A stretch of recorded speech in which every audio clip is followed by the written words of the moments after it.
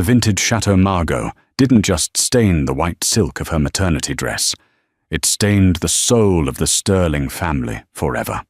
On a snowy Christmas Eve, inside a ballroom filled with the city's elite, Oliver Sterling stood dripping in red wine, shivering as her mother-in-law and her husband's mistress laughed. They thought they were destroying a penniless nobody who had trapped a millionaire. They didn't realize that the trembling woman clutching her belly wasn't just Oliver Sterling. She was the sole heiress to the Vance global empire, and the man they thought was a god was about to find out he was nothing more than an ant beneath her father's boot. This is the story of the most brutal Christmas revenge ever witnessed. Snow fell heavily on the manicured lawns of the Sterling estate in Greenwich, Connecticut, burying the world in white. Inside the sprawling mansion, however, the atmosphere was suffocating. Oliver Sterling stood in front of the full-length mirror in the guest bedroom. She had been moved out of the master suite 3 weeks ago to let Liam sleep better, according to her mother-in-law Constance. Oliver smoothed her hands over the small, distinct bump beneath her oversized sweater.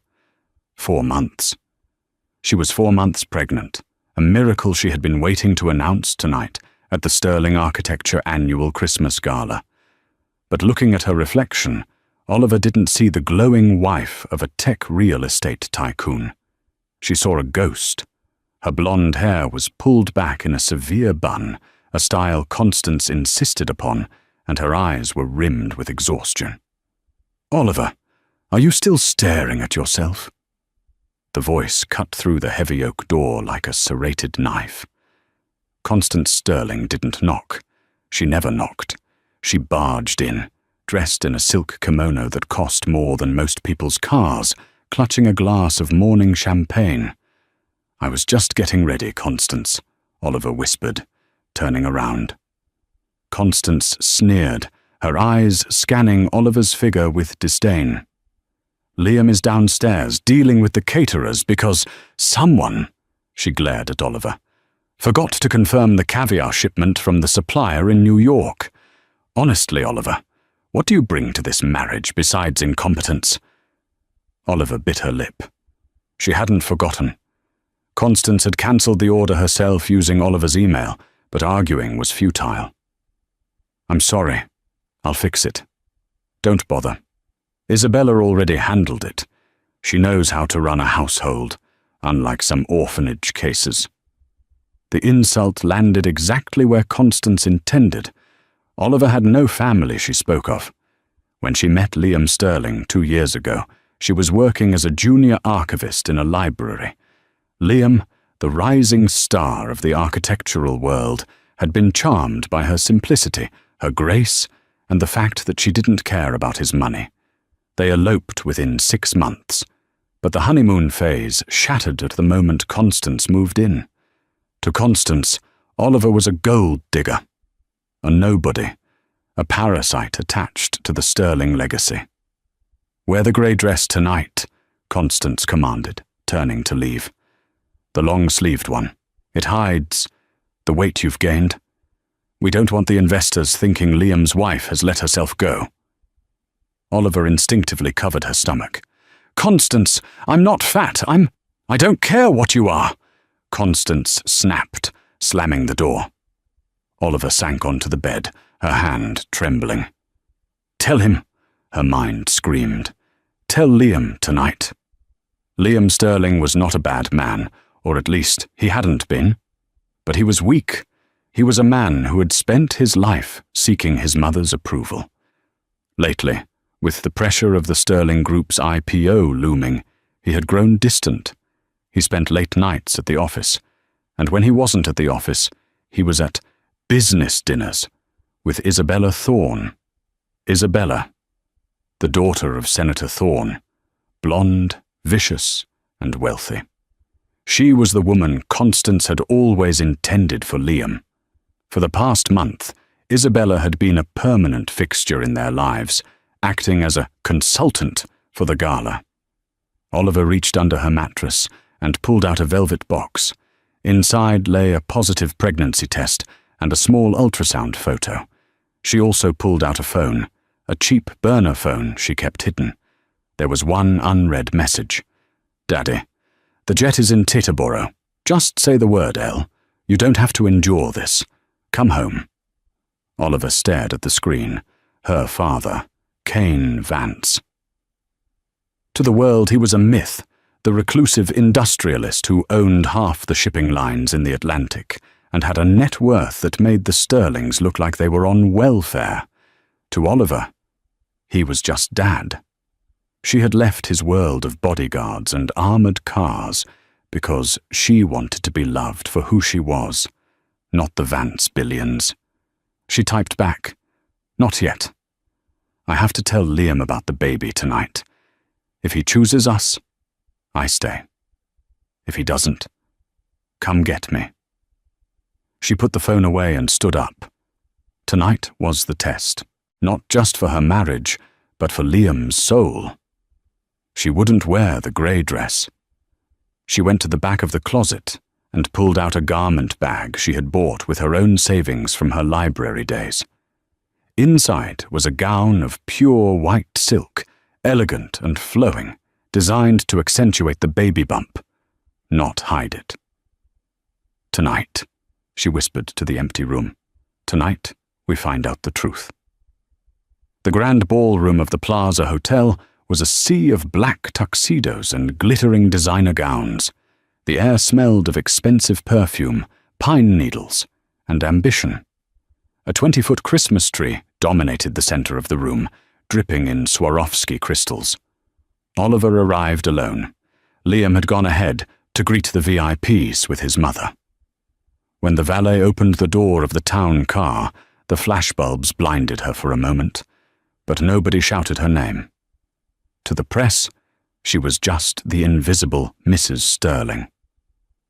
She walked up the grand staircase, the white silk gown flowing around her like water.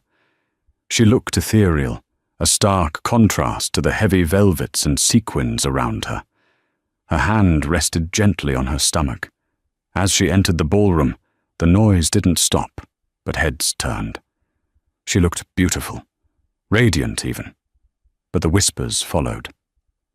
"Is that her, the librarian? Look at the dress, white in winter? Bold. Is she showing?" Oliver scanned the room for her husband. She found him near the ice sculpture, laughing. He looked dashing in his bespoke Armani tuxedo, a glass of scotch in one hand, but his other hand was resting on the lower back of a woman in a scandalously low-cut red sequin dress, Isabella Thorne. Oliver's breath hitched. Isabella wasn't just standing near him, she was practically draped over him, and standing right next to them, beaming like a proud matriarch, was Constance. Oliver straightened her spine. "Do it for the baby," she told herself. She navigated through the crowd, ignoring the judgmental stares of Constance's social circle. "Liam," Oliver said, her voice soft but clear as she reached the trio. Liam turned, his smile faltering slightly when he saw her. His eyes widened as they took in the white dress. "Oliver, you're here. I thought you were wearing the grey." "Oh, look who decided to show up," Isabella interrupted, her voice shrill and mocking. She swirled her wine glass, stepping closer to Liam, staking her claim. "And in white. A bit bridal for a Christmas party, isn't it, sweetie? Or are you trying to remind Liam that you're actually married?" The small circle of elites around them chuckled. "I wanted to look nice for you, Liam," Oliver said, ignoring Isabella and locking eyes with her husband. "There's something important I need to tell you. Can we go somewhere private?" Liam looked uncomfortable. He glanced at his mother. Constance stepped forward, blocking Oliver's path to Liam. "Private? Don't be selfish, Oliver. Liam is hosting. He can't run off to hold your hand just because you're feeling insecure." "It's not insecurity, Constance. It's about our family," Oliver said, her voice trembling slightly. "Family?" Constance laughed, a harsh, barking sound. Darling, look around you. This is Liam's family. These are his investors, his partners, people who matter. You are just a temporary lapse in judgment." The cruelty was so public, so naked, that the conversation nearby died down. People were watching. "Liam," Oliver pleaded, reaching for his arm. "Please." Liam pulled his arm away. It was a small motion, but it felt like a slap. "Oliver, not now," he hissed, his face flushing with embarrassment. "Mum is right. I have to make the keynote speech in 10 minutes. Go sit at table 19. Table 19. The table by the kitchen doors. The table for the overflow guests and distant cousins. "Liam, I'm pregnant," she whispered, hoping the proximity would make him hear, hoping it would break the spell. But just as the words left her lips, the orchestra swelled, beginning a loud rendition of Carol of the Bells. Liam didn't hear her, but Isabella did. Isabella's eyes narrowed into slits. She saw the bump. She saw the way Oliver held herself. The calculation in Isabella's eyes was immediate and terrifying. If Oliver was pregnant, a divorce would be messy. Liam might stay for the child. Isabella looked at Constance and gave a subtle, almost imperceptible nod. Constance understood immediately. They had to break her. Tonight, before she could make an announcement. "Oh, Oliver," Isabella said loudly, her voice dripping with fake sympathy. "You look so pale. Are you ill, or have you just had a bit too much of the free bar already?" "I haven't had a drop," Oliver said firmly. "Really?" Constance chimed in, raising her voice so the surrounding tables could hear. "Because we all know about your background, dear. Alcoholism runs in poor families, doesn't it? It's a tragedy." "That is a lie!" Oliver cried out, shocking herself with the volume. "Don't make a scene," Liam snapped, finally turning on his wife. "God, Oliver, why can't you just fit in for one night?" "Because they are lying about me, Liam, and you're letting them." Isabella stepped forward, a large goblet of dark, rich red punch in her hand. "Liam, calm down. Poor thing is hysterical. Here, Oliver, have a drink. It will calm your nerves." "I don't want it," Oliver said, backing away. "Oh, don't be rude," Isabella sneered. She took a step closer, feigning a stumble on her high stiletto. It happened in slow motion. Isabella lurched forward.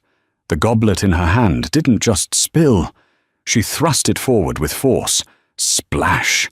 The thick, crimson liquid hit Oliver square in the chest. It soaked instantly into the white silk, running down her stomach, looking horrifyingly like blood. The cold shock made Oliver gasp, and the sticky liquid splattered up onto her face and hair. The ballroom went silent. "Oops," Isabella giggled, covering her mouth with a manicured hand. There was zero regret in her eyes. My hand slipped. Constance let out a gasp that was purely theatrical. "Oh, good heavens! Look at her. She looks like a disaster." Oliver stood frozen, the red stain spreading across her belly. She looked at Liam, waiting for him to yell, to defend her, to grab a napkin. Anything. Liam stared at her. His eyes weren't filled with concern. They were filled with disgust. He looked at the stain, then at the shocked faces of his investors. He cared more about the disruption to the gala than the humiliation of his wife. "Go clean yourself up, Oliver," Liam muttered, turning his back on her. "You're ruining the party." That was the moment, the exact second the last thread of love snapped. Oliver didn't cry. The tears that had been threatening to fall evaporated, replaced by a cold, hard resolve that she had inherited from a man these people couldn't even dream of meeting. She wiped a drop of punch from her cheek. "You're right, Liam," she said, her voice eerily calm in the silent room. "I am ruining the party. But don't worry. I'm leaving." "Good," Constance hissed. "And take the back exit. We don't want the valet to see you like that." Oliver turned. She didn't head for the back exit. She walked straight through the center of the room, head held high, the red stain a badge of her martyrdom. She walked out of the double doors, into the cold December night. She reached into her purse and pulled out the burner phone. Her fingers didn't tremble this time. She dialed the number. "Daddy? Oliver? Is everything okay?" Kane Vance's voice was warm, safe. "No," she said, looking back at the glowing lights of the plaza. "Burn it down, Dad. Burn it all down." There was a pause on the other end. Then a tone of voice that changed from fatherly to the ruthless emperor of industry. "I'm landing in 20 minutes, sweetheart. Tell me who they are." "The Sterlings," Oliver said, "and the Thorns." "Consider them dead," Kane replied. "I'm coming." The wind outside the Plaza Hotel whipped around Oliver like a physical blow.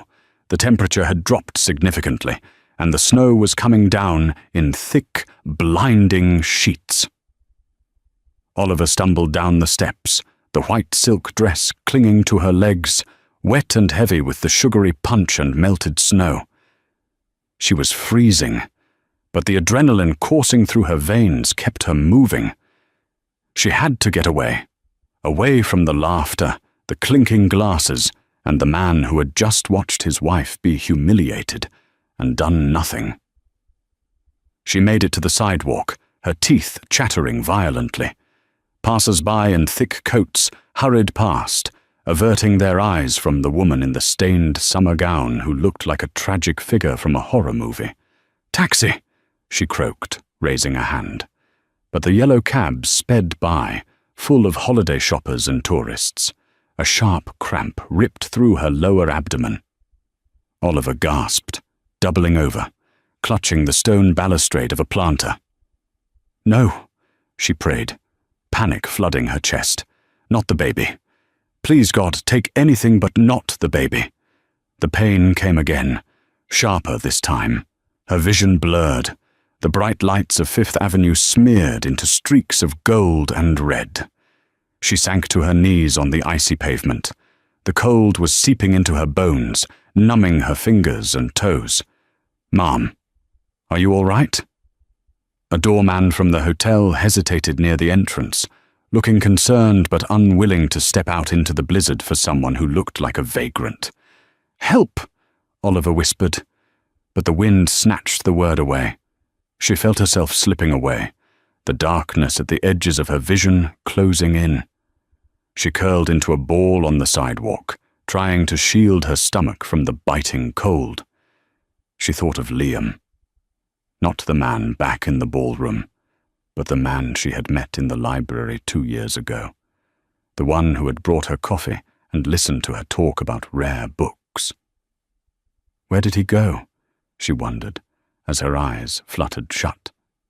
Who killed him? Suddenly, the roar of engines cut through the silence of the snow. Tires screeched against the asphalt. It wasn't a taxi, it was a convoy. 3 massive, armored black Cadillac Escalades swerved to the curb, blocking traffic. The lead vehicle's door flew open before it even came to a complete stop. A man jumped out, tall, built like a tank, wearing a dark trench coat over a tactical suit. He didn't look like a chauffeur. He looked like a soldier. "Target located!" he shouted into an earpiece. "She's down! I repeat, the Principessa is down!" The man sprinted toward her, ignoring the slush. He skidded to his knees beside her, ripping off his coat and wrapping it around her shivering frame. "Mrs. Sterling. Miss Vance," he corrected himself, his voice gruff but gentle. "I've got you. You're safe." Oliver cracked an eye open. She recognized him. "Kane." "I'm here, Oliver. Your father is 5 minutes out. We're getting you to the hospital now." Kane scooped her up into his arms as if she weighed nothing. He carried her toward the middle SUV, where the back door was already open, revealing a warm, leather-clad interior that looked more like a mobile command center than a car. As Kane laid her gently onto the back seat, another man, This one with a medical bag was already moving to check her vitals. "BP is dropping," the medic said tightly. "She's in shock. Hypothermia setting in. Pulse is thready." "The baby," Oliver murmured, clutching Kane's sleeve. "Check the baby." The medic placed a sensor on her stomach. For a terrifying 10 seconds, there was only the sound of the wind howling outside and the hum of the engine. Then, a rapid, rhythmic whoosh, whoosh, whoosh. "Heartbeat detected," the medic exhaled. "Fetal distress is minimal, but we need to stabilize the mother immediately. Get us to Mount Sinai, now!" Kane slammed the door and jumped into the front seat. "Go! Go! Go!" The convoy peeled away, sirens blaring. Not police sirens, but a private frequency that cleared the road. Inside the car, the warmth began to return to Oliver's limbs, but the pain in her heart remained frozen. She looked out the tinted window as the Plaza Hotel disappeared into the snowy distance. She wasn't Oliver Sterling anymore. That woman had died on the sidewalk. The phone in the center console buzzed. Kane answered it, listened for a second, and then handed it to Oliver. "It's him," Kane said reverently. Oliver took the phone. Her hand was shaking, but her voice was steady. "Dad? I saw the drone footage, El." Kane Vance's voice was a low rumble of suppressed violence. "I saw them leaving you in the snow." "They didn't just leave me, Dad. They laughed." A silence stretched on the line, heavy and terrifying. When Kane spoke again, his voice sounded like tectonic plates shifting. "Rest now, darling. The doctors are waiting. By the time you wake up, the name Sterling will be synonymous with ash." Oliver closed her eyes, letting the phone drop. For the first time in 2 years, she didn't feel alone. She felt the immense, terrifying weight of the Vance Empire wrapping around her like a shield. Mount Sinai Hospital had seen billionaires before. It had seen celebrities, politicians, and royals. But it had never seen anything like the arrival of Kane Vance. The entire VIP wing on the top floor had been cleared. Security detail stood at every elevator and stairwell. Nurses and doctors moved with hushed urgency, terrified of making a mistake. In room 101, Oliver lay in a hospital bed, hooked up to IVs, warming her blood and hydrating her system. The red stain had been washed away, her hair was brushed, and she wore a soft medical gown. The ultrasound monitor was still running, filling the room with the steady, comforting sound of her baby's heartbeat. The door opened.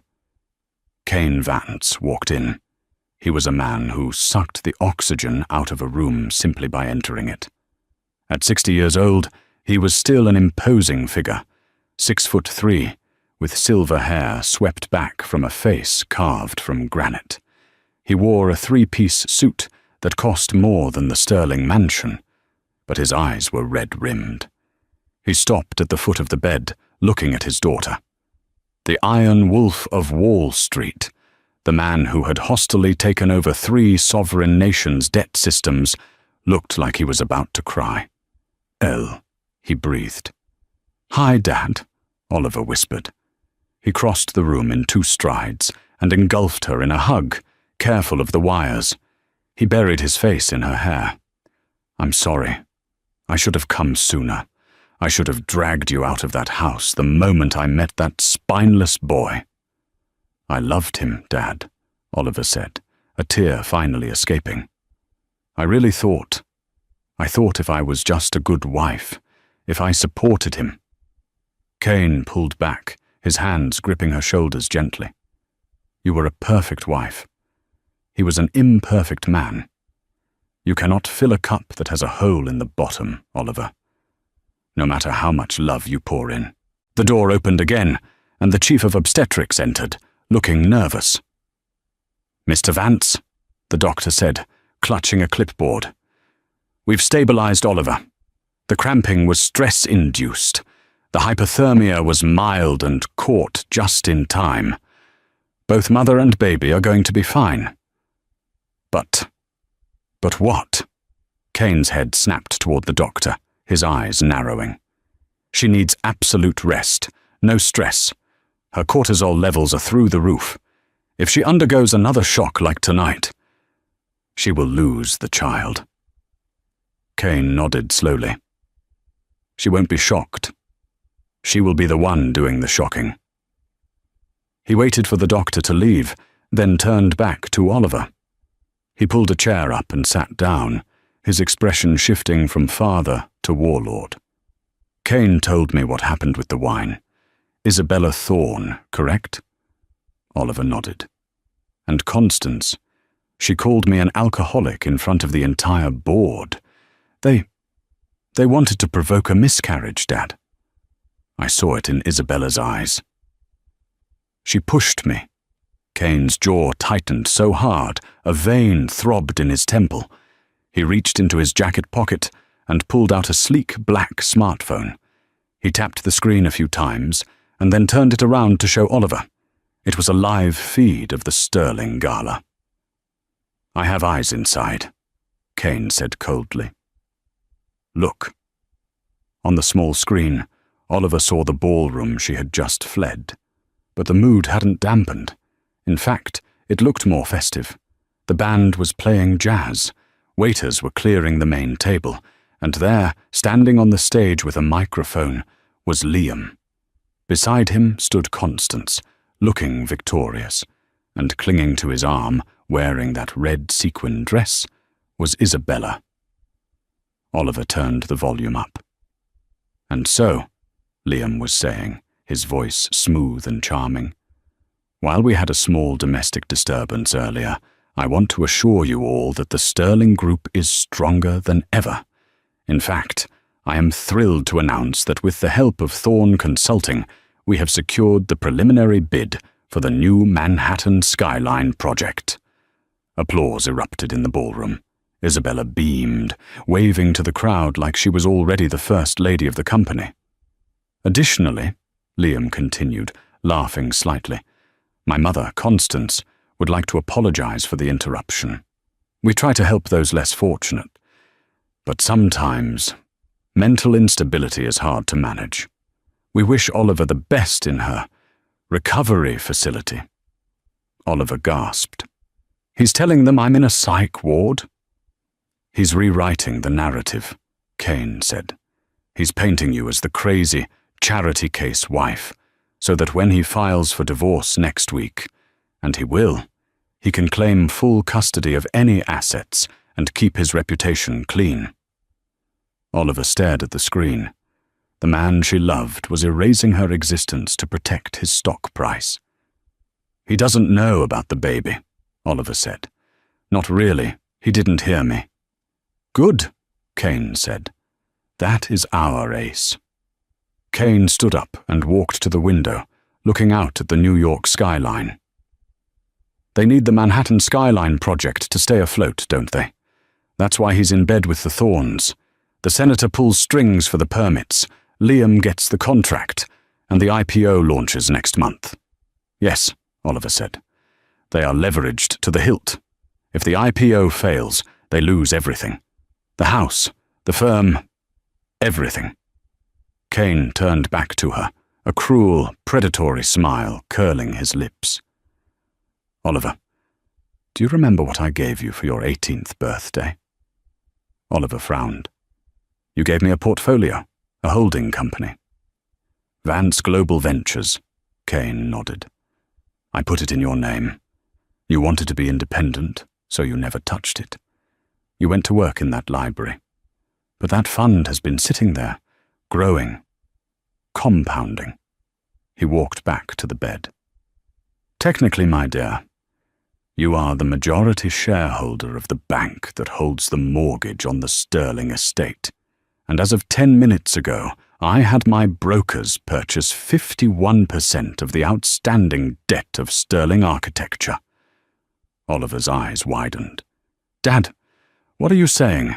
I'm saying, Kane leaned in, his voice dropping to a whisper, that you don't just own the roof over their heads. You own the shirt on his back. You own the microphone he is holding. You own the champagne they are drinking. He checked his watch. The gala ends in an hour. They are expecting a mystery investor to sign the final guarantee for the Skyline project tonight. They think it's a Japanese conglomerate. It's not? No. Kane smoothed his tie. It's VGV, Vance Global Ventures. It's you. Oliver looked back at the screen. Liam was toasting Isabella. They looked so happy. So secure. They think I'm a nobody, Oliver said softly. The fear in her heart was being replaced by a cold, burning fire. They think I'm a helpless orphan. So let's go introduce them to your family, Kane said. Do you feel up to a little trip, or shall I handle it? Oliver looked at her stomach. Then she looked at the screen. She saw Constance whispering in Liam's ear, probably poisoning him further against her. She sat up, wincing slightly as she swung her legs over the side of the bed. Get me a dress, Dad, she said, her eyes turning into steel. Not white. White is for victims. Kane smiled, and it was the smile of a king who had just found his heir. What color? Red, Oliver said. Blood red. If they want a scandal, let's give them a show. Kane! Kane barked at the door. Call the stylists and tell the pilot to prep the chopper. We aren't taking the car. We're landing on the roof. 1 hour later, the atmosphere inside the Plaza Hotel ballroom had shifted from festive to anticipatory. The orchestra had stopped playing holiday standards and was now providing a low, tense underscore to the business at hand. Liam Sterling stood at the podium, wiping a bead of sweat from his forehead. Despite the earlier interruption, the night was going well. The investors had bought his story about Oliver's instability. In fact, many were looking at him with sympathy. The handsome architect saddled with a troubled wife, doing his best to keep his empire together. Ladies and gentlemen, Liam said, his voice booming through the speakers. We are moments away from signing the deal of the century. The Manhattan Skyline project will redefine this city. And to make this happen, we have secured the backing of a silent partner, a firm known only as VGV. Constance stood in the front row, clapping enthusiastically. Beside her, Isabella Thorne whispered, VGV, who are they? Daddy said he couldn't find any info on them. Who cares? Constance hissed back, her eyes gleaming with greed. The wire transfer cleared this morning. They put up $200 million. That's all that matters. Once Liam signs this contract, we are untouchable. Isabella smiled, smoothing her red sequins. And with Oliver gone, I can finally move my things into the master suite properly. Of course, darling. Constance patted her hand. You belong there. High above them, the thumping rhythm of rotor blades cut through the winter night. The guests didn't hear it at first, insulated by the heavy ballroom curtains, but the vibration rattled the crystal glasses on the tables. Is that a helicopter? Someone muttered. On the roof of the plaza, the wind was howling. A sleek, black Sikorsky helicopter, emblazoned with a gold V on the tail, touched down on the private helipad. The door slid open. Kane stepped out first, followed by 2 more security guards. They formed a perimeter. Then Kane Vance stepped out, looking like a god of war in his tuxedo. He turned and offered his hand. Oliver took it. She was unrecognizable from the shivering, stained woman who had fled an hour ago. She wore a gown of deep oxblood velvet, a custom Valentino that Kane had ordered, flown in from his private penthouse collection nearby. It was strapless, hugging her curves before flaring out at the floor, regal and imposing. Around her neck sat a necklace that made the Sterling family jewels look like costume trinkets. The heart of the ocean, a sapphire surrounded by 10 carats of diamonds. Her hair was no longer in a severe bun. It cascaded in loose, golden waves around her shoulders. Her makeup was flawless, her lips painted a dark crimson that matched her dress. But the biggest change was in her eyes. The fear was gone. The hesitation was gone. "Ready?" Kane asked, his voice barely audible over the rotors. "Let's go buy a company, Dad," Oliver said. They took the private executive elevator down. As the numbers on the display ticked down, 20, 19, 18, Oliver felt a phantom kick in her stomach. "We're doing this for you," she thought, "so you never have to bow to anyone."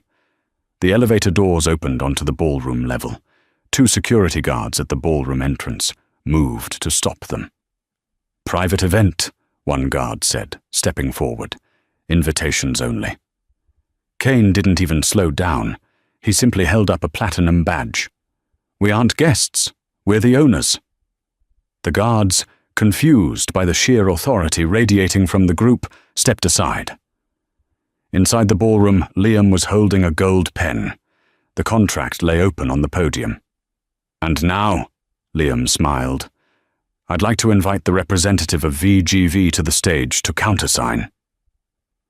The double doors at the back of the room didn't just open. They were thrown wide by the hotel staff. Every head turned. The silence that fell was absolute. It was heavier than the silence after the wine spill. This was the silence of predators recognizing a bigger predator. Kane Vance walked in first. The room gasped. Everyone knew Kane Vance. He was on the cover of Forbes every other month. He was the man who ate competitors for breakfast. Why is Kane Vance here? The crowd wondered. Is he VGV? Liam's mouth dropped open. Mr. Vance? He stammered into the microphone. We didn't expect. Kane didn't look at Liam. He stopped, turned, and extended his hand back toward the doorway. Oliver stepped into the light. The red velvet dress caught the glow of the chandeliers. She walked with a slow, deliberate cadence, her hand resting lightly on Kane's arm. She looked at no one but Liam. Constance dropped her champagne glass. It shattered on the floor, the sound echoing like a gunshot. "Oliver?" Constance whispered, her face draining of color. "But we sent her to—" Isabella's eyes bulged. She looked at the necklace around Oliver's neck. She knew jewelry. That necklace alone was worth more than the Thorne family estate. "What is she doing with Kane Vance?" Isabella choked out.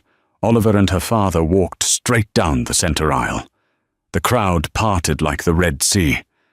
People who had sneered at her an hour ago now shrank back, terrified by the aura of power she exuded. They reached the stage. Liam was paralyzed, gripping the podium like a lifeline. "Oliver," Liam breathed, his eyes darting between her and Kane. What is going on? Who gave you those clothes? Why are you with him?" Oliver didn't answer him. She walked up the stairs to the stage, the velvet trailing behind her. She stood next to the podium, taking the microphone from a stunned Liam. "Hello, everyone," her voice rang out, crystal clear, amplified to every corner of the room. "I hope you're enjoying the party." She looked down at Constance in the front row. "Constance," Oliver smiled, a cold, dazzling smile. "You mentioned earlier that I bring nothing to this marriage besides incompetence, and that I'm a temporary lapse in judgment," Constance stammered, unable to form words. "I thought about that," Oliver continued, pacing the stage like a panther. "And I realized you were right. I haven't been contributing enough. So I decided to fix that." She gestured to Kane. "Ladies and gentlemen," Oliver said, "allow me to introduce my father, Kane Vance, chairman of Vance Global Industries." The room exploded. "Father? The librarian is a Vance? Oh my God, the Sterlings are dead." Liam looked like he had been hit by a truck. He looked at Kane, then at Oliver. "Father, but you said you were an orphan. You said you had no one." I said I left my old life behind because I wanted to be loved for me. Not my money, Oliver said, turning to face him. I wanted to know if a man could love Oliver. The girl who likes books, not Oliver Vance, the heiress. She stepped closer to him. I got my answer tonight, didn't I, Liam? Liam turned pale. Oliver, wait. The wine, the stress. I didn't mean, you watched them humiliate me, she said softly, off mic, so only he could hear. And you told me I was ruining your party. She turned back to the microphone. But we have business to attend to. You were waiting for the representative of VGV to sign the contract?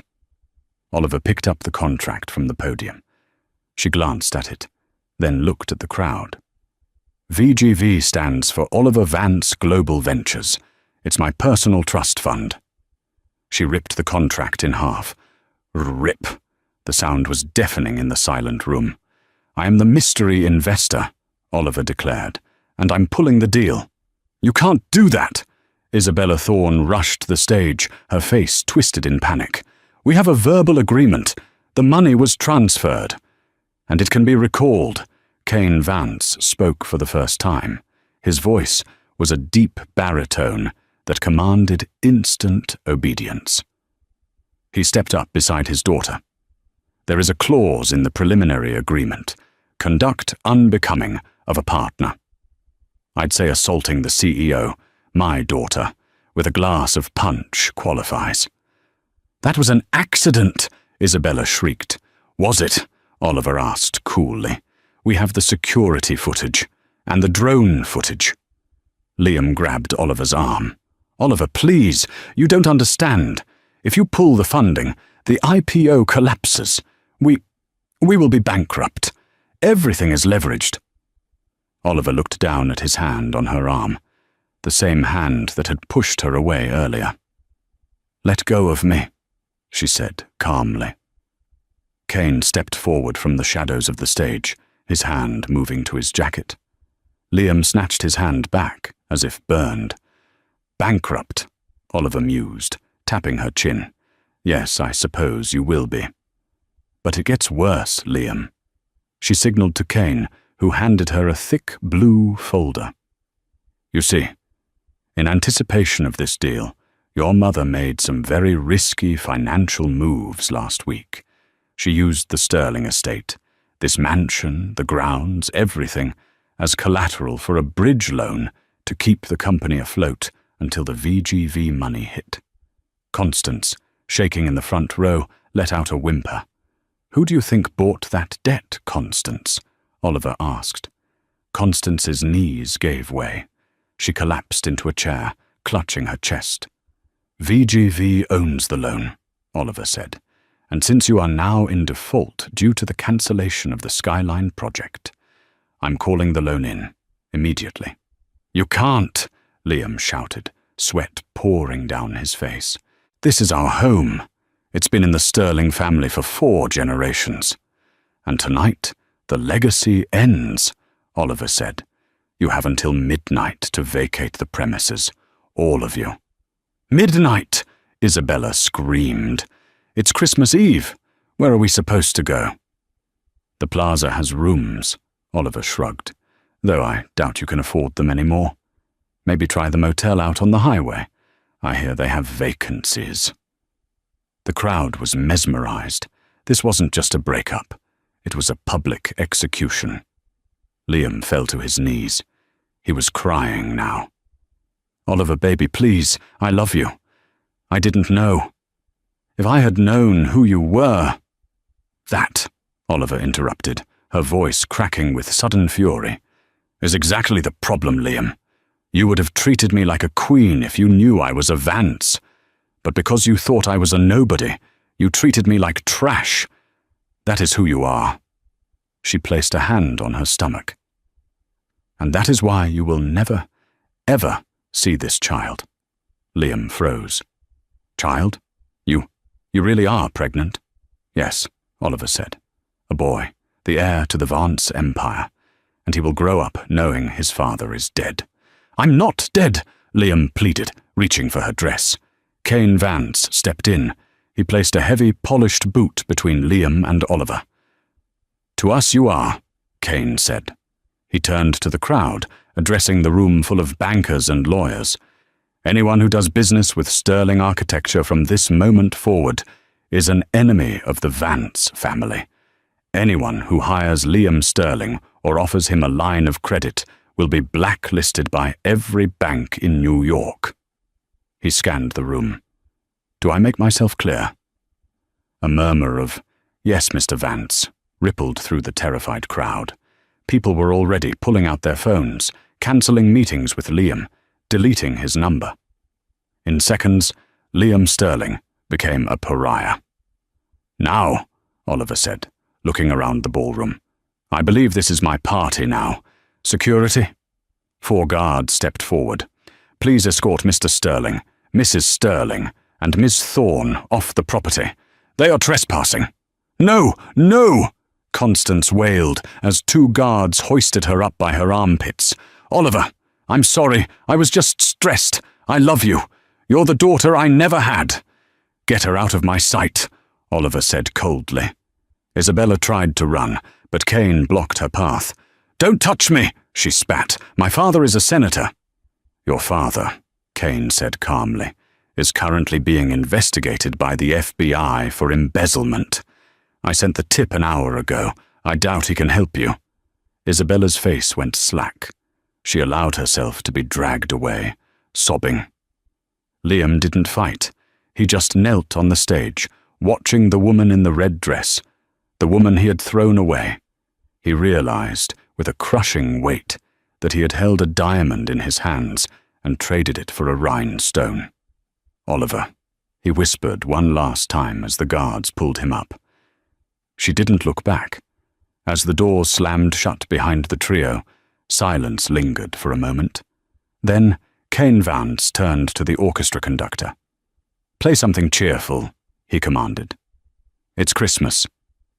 The band struck up a lively jazz rendition of Santa Claus is Coming to Town. Oliver stood on the stage, looking out at the sea of faces that now looked at her with awe and fear. She felt a hand on her shoulder. Her father. "You did good, kid," Kane murmured. "How do you feel?" Oliver took a deep breath. The red velvet felt heavy, but it felt like armor. She touched her belly. "I feel," she whispered, "like I can finally breathe." She looked at the shattered glass on the floor where Constance had stood. The stain of the red wine from earlier was gone, replaced by the invisible blood of her enemies. "But Dad," she asked. "Yes? We still have the house to deal with, the Sterling estate." "It's yours," Kane said. "What do you want to do with it? Sell it? Burn it?" Oliver thought about the cold, loveless halls of that mansion, the guest room she had been forced into, the way Constance had looked at her. "No," Oliver said, a small smile playing on her lips. "I have a better idea. It's Christmas, after all. We should be charitable." "Oh?" Kane raised an eyebrow. "Turn it into an orphanage," Oliver said. "Constance always mocked me for being an orphan. Let's fill her precious, exclusive manor with hundreds of children who need a home. Let's paint the walls bright colors and let them run on the lawn."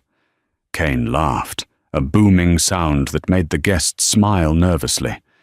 "Done," he said. "The Sterling Home for Children. I like the sound of that." 1 year later. New York City was once again blanketed in snow, but the view from the street level was very different for Liam Sterling. He pulled the collar of his thin, worn-out jacket tighter around his neck as he walked down Fifth Avenue. The wind bit at his exposed skin. His hands were rough and calloused, stained with grease from his shift at the auto repair shop in Queens, the only place that would hire him after the blacklist Kane Vance had initiated. He stopped in front of a newsstand. His breath hitched. There, on the cover of Time magazine, was Oliver. She looked regal, holding a chubby, laughing baby boy on her hip. She was dressed in a soft cream sweater, standing in front of a beautifully renovated building. The headline read, "The Vance Legacy: How Oliver Vance Turned a House of Greed into a Home of Hope." Liam stared at the baby, his son. The boy had Liam's eyes, but Oliver's smile. He reached out a dirty finger to touch the glossy paper, but the vendor shooed him away. "Buy it or move it, buddy. No loitering." Liam kept walking, his heart feeling like a heavy stone in his chest. He had tried to reach out, of course. For the first month, he sent letters, emails, flowers. They were all returned unopened. Then came the legal order, a restraining order so severe that if he came within 500 feet of Oliver or the child, he would go straight to Rikers Island. He had lost everything. Constance was currently living in a state-subsidized assisted living facility in New Jersey. She had suffered a stroke shortly after the eviction. The stress of losing her social standing had literally broken her brain. Now, she spent her days yelling at nurses, telling them she was the Queen of Greenwich while wearing a hospital gown. Nobody visited her. Not even Liam. He couldn't bear to look at the woman who had poisoned his mind. And Isabella? The Thorne scandal had been the talk of the summer. Her father was serving 10 years for fraud. Isabella had been forced to sell her wardrobe on eBay to pay legal fees.